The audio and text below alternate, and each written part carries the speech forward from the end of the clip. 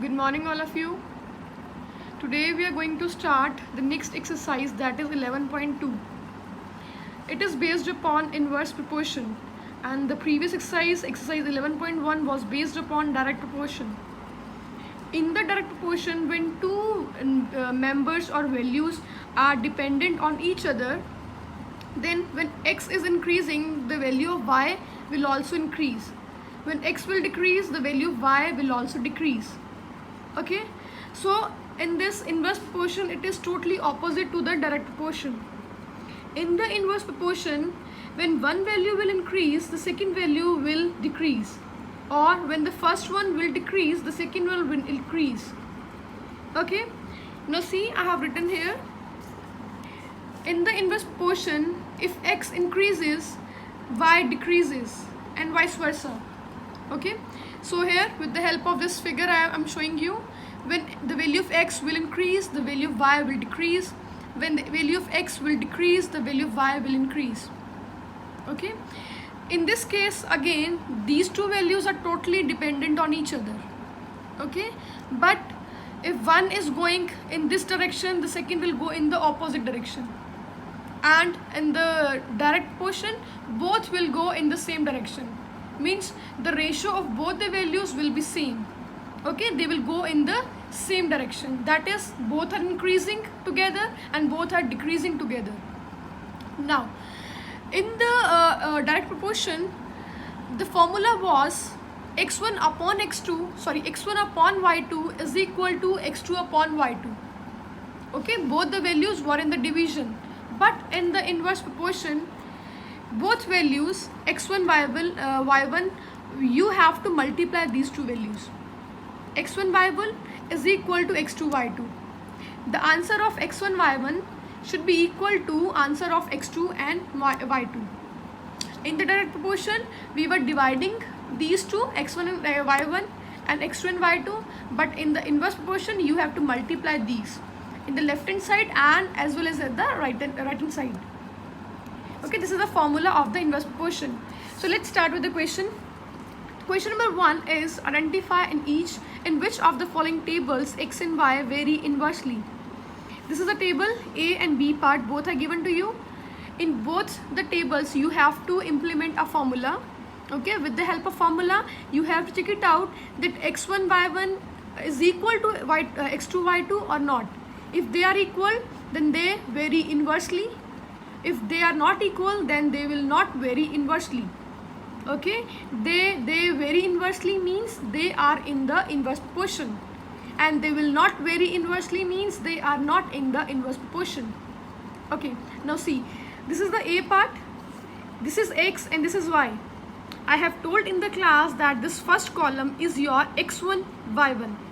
Okay, you have to assume these values in this way. This is your x1, this is your y1. Similarly, in the second column, this is your x2, this is y2. Third column, x3, y3, x4, y4, x5, y5. Okay, so in these 5 columns, you have to predict all the values in this way: x1, y1, x2, y2, and up to so on. Now, in the A part, you have to multiply both the values x1, y1. This is your x1, 12, 1 upon 2. This is given in the mixed fraction. Okay, first of all, change this into the fraction. Okay, and then go for the multiplication. 12 1 by 2 multiply by 8, it is equal to 2 12s are 24 plus 1 is equal to 25 divided by 2 multiply by 8. Answer will be 100. Similarly, multiply x2 y2. Okay, multiply x3 y3, multiply x4 y4, and you have to multiply x5 y5 and check it out the answer. After multiplication, the answers are same: 100, 100, 100, 100 and 100. Okay, so the values are same. So that means x1 y1 is equal to x2 y2 is equal to x3 y3 is equal to x4 y4, and it is equal to x5 y5. Okay, so yes, they are varying inversely, means they are in the inverse proportion. Now the second B part is, this is a table. Okay, again you have to assume this is x1, this is y1, x2 y2, x3 y3, x4 y4, x5 y5. Okay, now with the formula is x1 multiplied by y1, is it equal to x2 multiplied by y2, is it equal to x3 multiplied by y3, and this way you have to check it out. Now let's start with the question. This is the solution. Multiply, you have to multiply first of all x1 and y1. Okay, when you will multiply x1 and y1, answer is 7 multiplied 5, answer is 35. Okay, answer of x2 y2 is 36. x3 y3, when you multiply, answer is 21. So you can check it out, all the values are not same. Okay, the answers are not same, so you can say that no, they are not varying inversely. Okay, because answers are not same, the values are different. So this was the question number 1, and this way you can give the answer that they are varying inversely or not. Now second question is, if x and y vary inversely, now it is already given in the question that x value and y value both are in the inverse proportion. Find the values of x1, x2, y1, y2 and complete the table. Now this is a table. Okay, this is x, this is y. This first column, in the first column both values are given, but in the other columns one value is missing. Here also one value is missing, here also, and here also. You have to check it out, the answers of these values. Okay, you have to take out the values of y1, x1, x2 and y2. Now what you have to do, first of all look at the table. You have to multiply this first column 12 multiplied by 10. Okay, and you have to equate this first column with all the other columns. 12 multiplied by 10 is equal to 15 multiplied by y1. From here you can take out the answer of y1. Similarly, you have to equate this with this third column, equate this with the fourth column, equate this with the fifth column. In this way you can take out the answers of y1, x1, x2 and y2. It is very simple. Now see, here's the solution.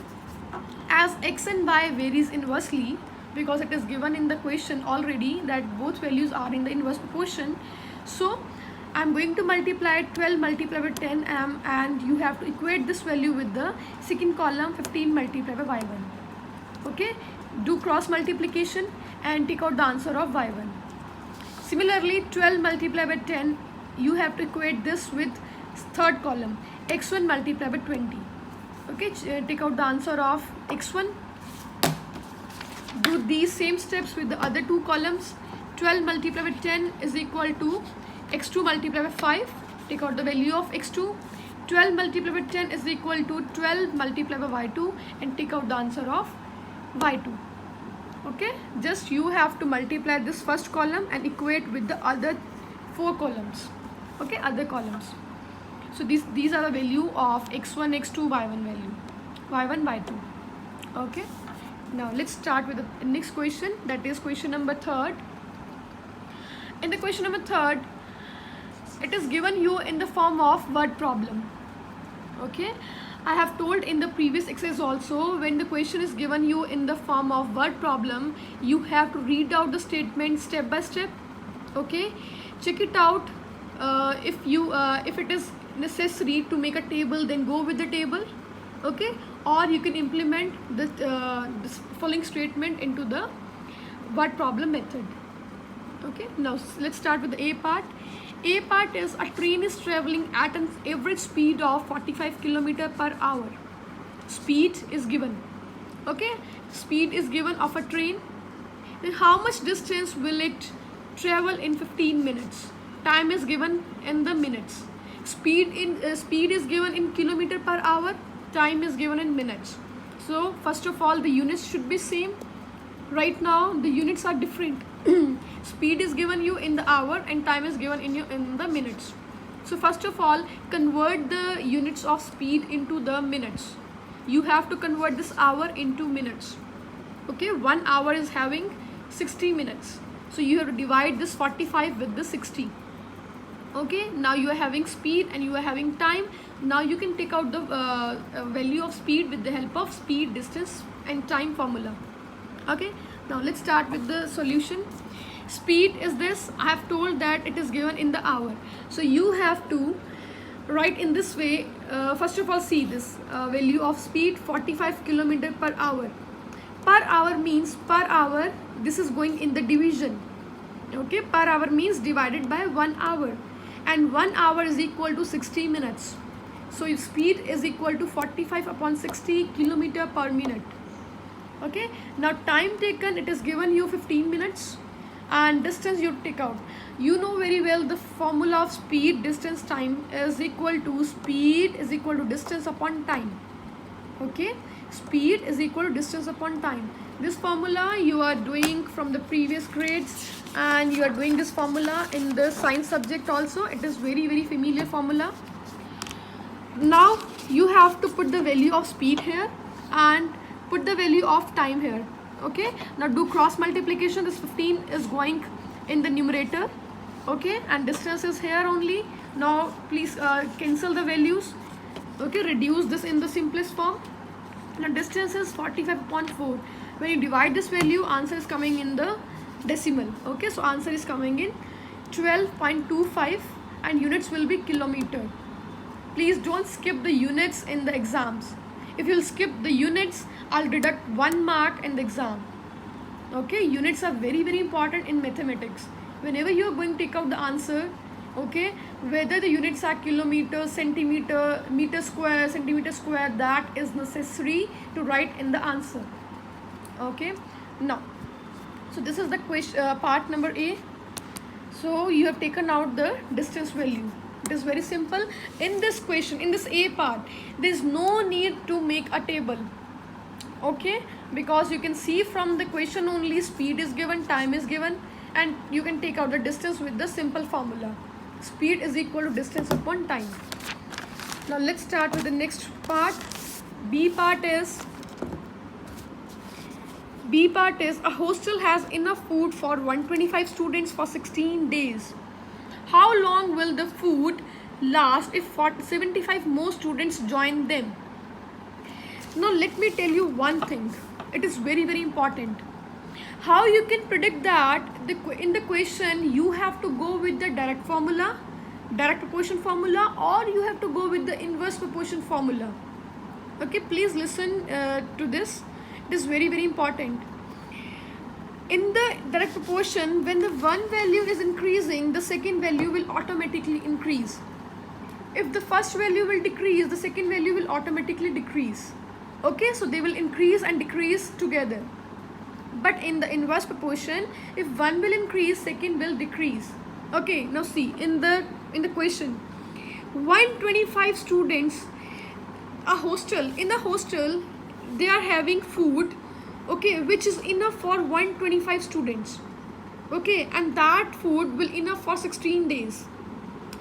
When we'll add 75 more students, when we'll add 75 students more in these 125 students, now the strength of students are 200. When we'll add 75 more students, okay, now strength is increasing. Okay, so strength is now strength is 200. Earlier 125 students were consuming the food in 16 days. Okay, that was enough. Now when strength will increase, the consumption of food will decrease. They will consume this food in less than 16 days. Okay, are you getting my point? When the strength of students is increasing, the consumption of food in days, number of days will decrease. Earlier they were consuming in 16 days. Now if we'll add more person, okay, if the number of person will more, then the quantity of food will decrease day by day. Okay, so they will finish the food maybe in 14 days, maybe in 12 days. Earlier they was consuming in 16 days. So this is the main criteria to read out the statement. Okay, and you can predict from the statement that both values are increasing together, or one is increasing and other is decreasing. If one is increasing, other is decreasing, that means this is a question based upon the inverse proportion formula. Okay, now let's move with the table. You have to prepare a table first of all. In this table, first of all, write down here heading number of students, okay, and days. Number of students were 125 earlier and they were consuming the food in 16 days. Now we have added 75 more students. Now my strength of students are 200. So you have to take out the answer that how many days will be there. Okay, in how many days these number of students will consume the food. Okay, so this is based upon inverse proportion. Please see my video once again if you are having any doubt. Okay, how to check it out the question which is based upon inverse and direct proportion. Please go through with the video once, twice, thrice unless your doubt will not be clear. Now see, the formula is x1 multiplied by y1, it is equal to x2 multiplied by y2. This is your x1, this is your y1. It is the same, you have to do the question the same manner that you were doing in the previous exercise. Okay, this is your x1, this is your y1, this is your x2, this is your y2. Okay, in direct proportion we were dividing x1 and x2, x1 and y2, and here also we were dividing these two values. In this formula you have to multiply these, x1 multiplied by y1 and x2 multiplied by y2. Okay, put the values, do cross multiplication, and the y2 value is equal to 10. Now when the number of students will more, the number of days are only 10. How many days are left? 10. So are you getting? When the number of students are increasing, number of days are decreasing. When the number of students are increasing, number of days are decreasing. Got it? So this is the question which is based upon inverse proportion. Now let's start with the C part. C part is 36 men can complete a piece of work in 18 days. 36 men can complete the work in 18 days. In how many days will 27 men complete the same work? Okay, now number of men are decreasing. Okay, now it means if number of men are decreasing, then whatever the work they were completing in 18 days, now they will complete in more number of days. Okay, when will increase the number of men, the time which they were requiring to complete that particular job will also increase. Okay, so it means when the first value is decreasing, the second value will increase. So this is again a question based upon inverse proportion. These kind of question you can face in the Olympiads and in other exams also. This is very, very important. Only we are confusing by reading the statement that whether we have to put direct proportion formula or the inverse proportion formula. Okay, so please first of all make a table, because if you prepare a table properly, then you will able to implement the values in the formula. It is the very simplest method. Right here number of men. Okay, and this is a number of days. So earlier 36 men were completing the job in 18 days. Now men are 27. Now how many days will they take to complete that particular job? So according to the inverse proportion formula, this is x1, this is y1, this is x2, this is y2. x1 multiplied by y1 is equal to x2 multiplied by y2. So you have to multiply 36 multiply with 18 is equal to 27 multiply with the y2, because it is not given. Okay, now shift this 27 in the denominator and cancel it. The answer is 24. Okay, so now number of days are 24. It means when the number of men will decrease, the number of days will increase. Earlier number of days were 18, now number of days are 24. Okay, so when 36 men were completing their job, they were taking only 18 days. Now 27 men are there and they are taking 24 days to complete that job. Okay, please do practice of these questions very carefully. Okay, go for the written practice, go for the practice of worksheets which are given at the back of the book, and go for the practice of examples as well as the revision exercise questions. Okay, first of all do practice in the practice notebook and then go for the fair work. Do your work very neatly, very carefully. Please see the video once, twice, thrice, and go through with the PDF also. If still you are having any major doubt in your mind, then please call me anytime. Bye bye, take care.